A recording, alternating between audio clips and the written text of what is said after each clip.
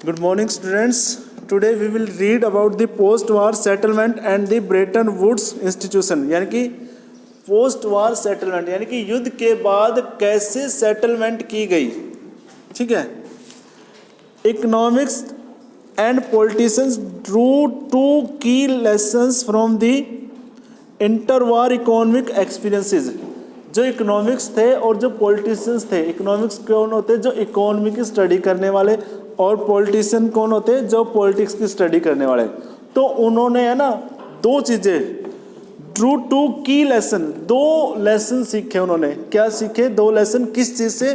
जो inter war हुआ था ना, जो इंटर वॉर इकोनॉमिक एक्सपीरियंस हुआ था, यानी कि इकोनॉमी में तो बहुत बड़ा आघात हुआ ना इस युद्ध में। तो इन पॉलिटिशियनों ने और जो इकोनॉमिस्ट थे उन्होंने इन दो लेसनों को सीखा। First, an industrial society based on mass production can not be sustain.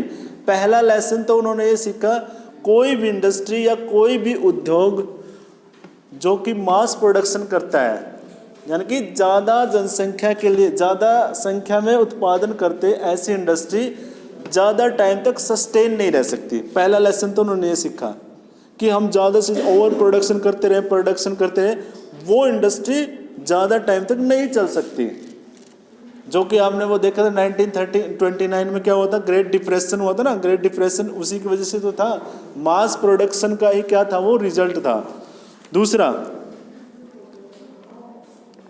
Without sustain without mass consumption, यानी कि मास कंजप्शन के बगैर सस्टेन नहीं रह सकते हो। सीधी सी बात है, अगर हम ज़्यादा उत्पादन करेंगे तो उसको लेने वाले खरीदार होने चाहिए। अगर खरीदार ही नहीं होंगे तो मास प्रोडक्शन का फ़ायदा क्या होगा, समझ रहे ना। आपने देखा होगा रिसेंट टाइम में इंडिया के पीछे ही क्यों लगे रहते हैं सारे के सारे country, European country, western country, even China भी ज़्यादा से ज़्यादा ट्रेड रिलेशन बनाने की क्यों कोशिशें कर रहा है इंडिया में? क्योंकि इंडिया में है ना मास कंजप्शन भी होता है, क्योंकि पॉपुलेशन बहुत ज़्यादा ना इंडिया चाइना में। तो इसीलिए इन दोनों कंट्री के बगैर नहीं रहा जा सकता किसी भी कंट्री से। जितनी भी इंडस्ट्रियल कंट्री है ना, उनको रिलेशन बनाने ही बनाने पड़ेंगे। अब देखा होगा इंडिया चाइना के बॉर्डर पे जब तनाव हुआ था तो बाकी कंट्रियों को प्रॉब्लम हो गई थी, क्योंकि दोनों के दोनों क्या है, मास कंजप्शन एरिया। इंडिया तो मास कंजप्शन में आता है, चाइना आता है मास प्रोडक्शन में आ गया, चाइना आ गया है मास प्रोडक्शन में। अभी रिसेंटली एक पैक्ट हुआ है रीसेप, वो रीजनल कॉम्प्रिहेंसिव एंटरप्रेन्योर पार्टनरशिप का वो हुआ है, जिसमें आसियान के जो कंट्री है ना उनके साथ उन्होंने क्या किया है, रिलेशन बनाया है, वो एक ग्रुप बनाया है। इंडिया उसमें शामिल नहीं हुआ। क्यों? चाइना तो बिजनेसमैन के तरीके से आ रहा है। अब चाइना के पास तो मास प्रोडक्शन हो रहा है, इंडिया के पास मास प्रोडक्शन तो हो नहीं रहा। तो चाइना का प्रोडक्ट पहले ही 70% आ रहा है यहाँ पे टैक्स वगैरह लगा के। उस एग्रीमेंट में ये था कि टैक्स फ्री हो जाना था चाइना का माल।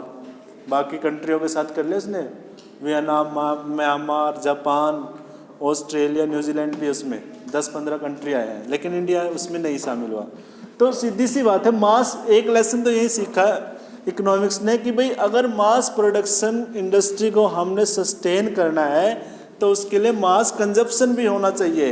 यही वजह है कि चाइनीज़ यहाँ पे प्रोडक्ट है ना वो सस्ते इसलिए तो मिल रहे हैं, वहाँ पे मास प्रोडक्शन होता है इन चीज़ों का। चाइना में जो इलेक्ट्रिकल अप्लायंसेस हैं, मोबाइल फ़ोन्स हैं, टीवी है, जो इलेक्ट्रिक के जितने भी सामान हैं वो सस्ते इसी वजह से हो रहे हैं कि वहाँ पे मास प्रोडक्शन हो रहा है, समझ रहे ना। बाकी कंट्री के ये सेल फोन वगैरह तो वो इतने महंगे क्यों होते हैं कि वो मास प्रोडक्शन नहीं करते उस चीज़ का, ठीक है। But to ensure mass consumption there was a need for high and stable incomes. वहीं दूसरी ओर अगर हमें मास प्रोडक्शन को, मास कंजप्शन को, कंजप्शन का मतलब उसका उपयोग करना यानी कि उपभोग करना, मास कंजप्शन को इंश्योर करने के लिए यानी कि पक्का करने के लिए हमें क्या करना पड़ेगा, लोगों की इनकम बढ़ानी पड़ेगी, जिसका नुकसान आज के टाइम में हमारे इंडिया में हो रहा है। जो पेंडेमिक लगा था, ठीक है, आज के टाइम में हमारे इंडिया की इंडस्ट्री ज़्यादा ग्रो क्यों नहीं कर पा रही? लोगों के हाथ में पैसा ही नहीं है। जैसे हम जो कंजप्शन करने वाले तो हम ग्राहक तो हम ही है ना, ग्राहक के पास जेब में पैसा नहीं होगा तो कंजप्शन कहाँ का होगा? दिवाली पे कितने त्यौहार चले गए, इतना कंजप्शन नहीं हुआ है। हमारी इकोनॉमी सेकंड क्वार्टर में भी माइनस में ही है। फर्स्ट क्वार्टर में तो कितनी थी, 24% माइनस में थी, अब कितने 8.4% माइनस में ही अब भी अपने यहाँ पे।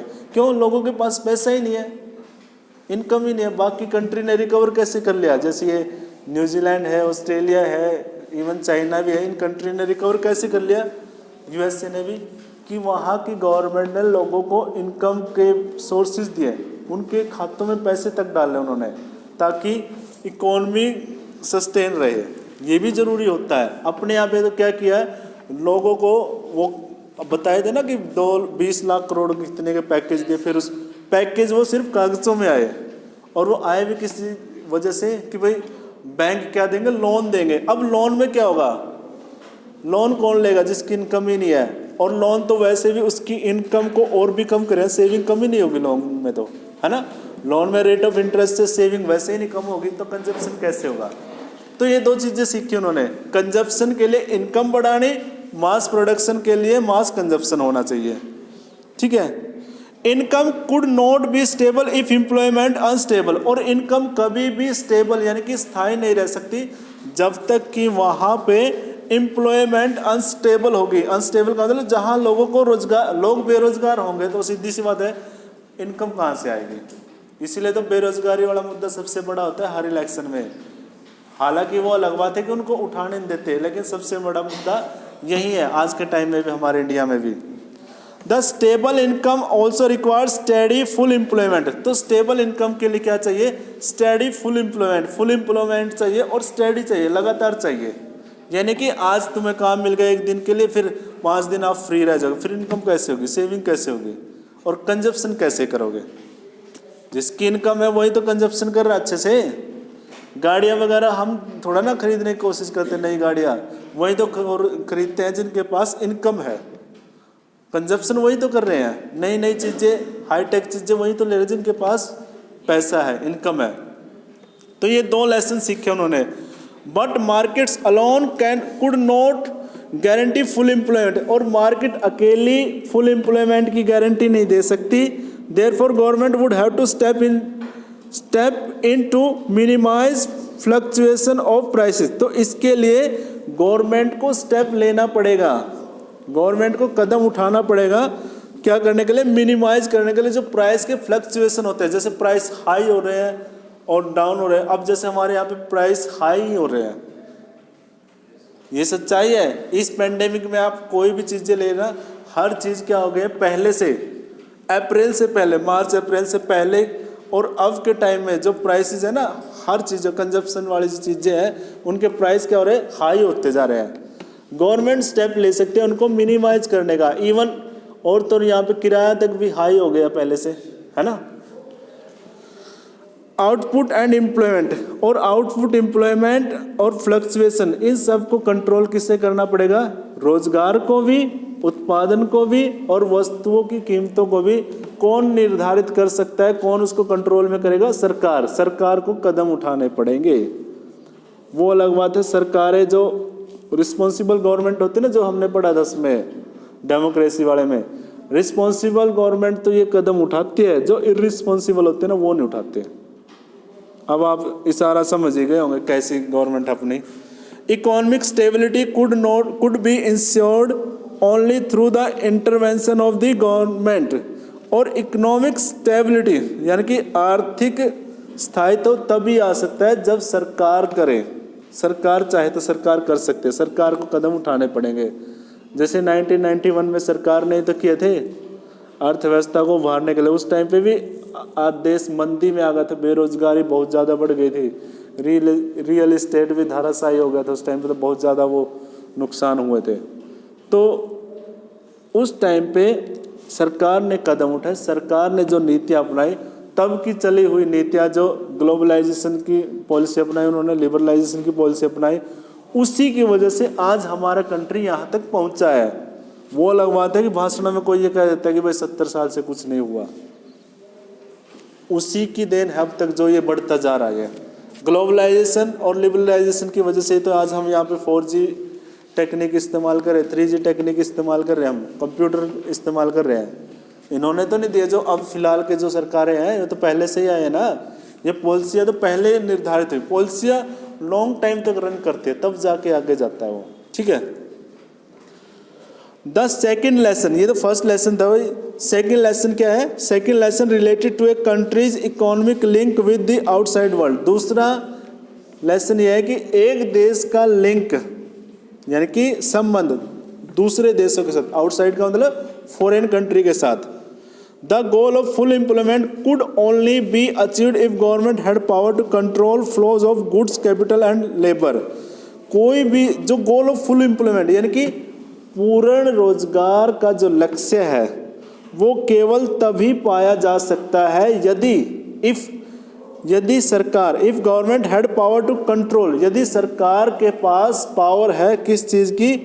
To control the flow of goods, capital and labour, यानी कि गुड्स का, कैपिटल का और लेबर के ऊपर पूर्ण कंट्रोल हो सरकार का, तभी जाके फुल एम्प्लॉयमेंट का गोल अचीव किया जा सकता है। गुड्स, कैपिटल और लेबर का आपको पता है जो फ्लो है उस पर कंट्रोल है ही नहीं अपने यहाँ पे। क्या है? लेबर भी यहाँ से जा रही है, कैपिटल भी यहाँ से जा रही है, इन्वेस्टर भी कम आ रहे हैं यहाँ पे, ये भी तो दिक्कत हो रही है ना। अब बहुत ज़्यादा हो गया है, कभी पढ़ के देखना कोई एडिटोरियल न्यूज़पेपर में, उसमें आपको पता चल जाएगा। Thus, in brief, the main aim of the post-war international economic system was to preserve economic stability and full employment in the industrial world। तो इस प्रकार ब्रीफ में यानी कि संक्षेप में हम ऐसा कह सकते हैं, जो मेन एम था जो post war international economic system, यानी कि जो इकोनॉमिक सिस्टम था इंटरनेशनल का, इंटरनेशनल अंतर्राष्ट्रीय आर्थिक जो प्रणाली थी, उनका जो मेन वो यहाँ पे क्या था पोस्ट वार के बाद, मेन एम, मेन लक्ष्य यही था टू प्रिजर्व इकोनॉमिक स्टेबिलिटी, यानी कि दुनिया के अंदर अर्थव्यवस्था को बचा के रखना, संरक्षित करना, and full employment in the industrial world, और औद्योगिक संसार में पूरा रोजगार का लक्ष्य हासिल करना। Its framework was agreed upon the United Nations Monetary and Financial Conference held in July 1944 at the Bretton Woods in New Hampshire, USA। तो उस टाइम पे USA में न्यू हैम्पशायर नाम की एक जगह है, वो है स्टेट, वो सिटी है जिसके अंदर ब्रेटन वुड्स नाम की एक जगह है। तो वहाँ पे कॉन्फ्रेंस हुई और उस कॉन्फ्रेंस में कई देशों, बहुत सारे जो मेन से देश थे ना, वो वहाँ पे आके मिले, बैठक की उन्होंने, और फिर उन्होंने क्या किया, वो एग्रीड हो गए, एक फ्रेमवर्क तैयार कर लिया। फ्रेमवर्क क्या है कि उन्होंने एक प्रारूप तैयार कर लिया कि हम ऐसे ऐसे काम करेंगे। नेक्स्ट इसका क्या किया, फर्स्ट तो क्या, जो 1944 में जुलाई में हेल्ड हुई थी ये, जिसमें उन्होंने क्या किया, national monetary and financial conference, यानी कि पैसे से रिलेटेड वहाँ पे एक बैठक हुई 1944 में जुलाई में। कहाँ पे हुई? Bretton Woods Hampshire in USA। The Bretton Woods conference establish the International Monetary Fund, और इसी ब्रेटन वुड्स कॉन्फ्रेंस के बाद ही वहाँ पे IMF यानी कि इंटरनेशनल मॉनेटरी फंड नाम का एक ऑर्गेनाइजेशन है, वो वहाँ पे क्या हुआ, इस्टेब्लिश किया गया, टू डील विद, और किस चीज़ के लिए, to deal with external surpluses and deficits of its member nation. उसमें क्या है, IMF में क्या होता है, जिन कंट्री के पास कमाई बहुत ज़्यादा है, यानी कि जो सरप्लस है, यानी कि जो एक्स्ट्रा उनके पास जो मनी है, वो उसमें क्या कर देते हैं, उस मॉनेटरी फंड में डिपॉजिट कर देते हैं, और जो देश घाटे में चल रहे, डेफिसिट में चल रहे, वो मॉनेटरी फंड उनको क्या देता है, पैसे देता है। समझ रहे ना, IMF ब्याज पे देता है, फ्री में थोड़ा काम चलता है, बैंक में फ्री में चल जाता है। The International Bank for Reconstruction and Development, popularly known as World Bank, World Bank को जिस वर्ल्ड बैंक का फुल नेम क्या है, the International Bank of Reconstruction and Development was set up to finance post war reconstruction. फिर World Bank की establishment की किस चीज़ के लिए, कि भाई पोस्ट वार के बाद यानी कि युद्ध के बाद जो हानि हुई है उसको रिकंस्ट्रक्ट करना, दोबारा से खड़ा करना देश दुनिया को। The IMF and the world bank are refer to the Bretton Woods institutions और sometime the Bretton Woods twins, और यही आईएमएफ और वर्ल्ड बैंक, इन दोनों को ही पॉपुलरली जाना जाता है किस चीज़ के लिए? ब्रेटन वुड्स के टू ट्विंस, यानी कि दो जुड़वा बच्चे, यानी कि ब्रेटन वुड्स की जो बैठक हुई थी ना, उसका परिणाम यह निकला कि उन्होंने दो चीज़ें, दो ऑर्गेनाइजेशन को बनाए, एक तो क्या है आईएमएफ और एक क्या बनाया world bank, international reconstruction and development bank for Reconstruction and development. तो इन दो फाइनेंशियल इंस्टीट्यूशंस का, वर्ल्ड फाइनेंशियल इंस्टीट्यूशन है ये, वर्ल्ड के जितने भी कंट्री है ना, जहाँ पे भी कोई भी आपदा आती है या कोई ज़रूरत आती है तो वहाँ पे पैसे वगैरह ही देते हैं। आपने सुना होगा कि भाई इंडिया ने वर्ल्ड बैंक से लिया है, वर्ल्ड बैंक ने पाकिस्तान को दिया, जो जितने भी और कंट्री है, डेवलपिंग कंट्री है या डेवलप्ड कंट्री है, जो इनके मेंबर है उनको देते हैं ये, ठीक है। उनको ब्याज पे कुछ मिनिमल सही ब्याज होते, इतना ज़्यादा भी लगाते वो, लेकिन पैसे देते हैं उनको ये।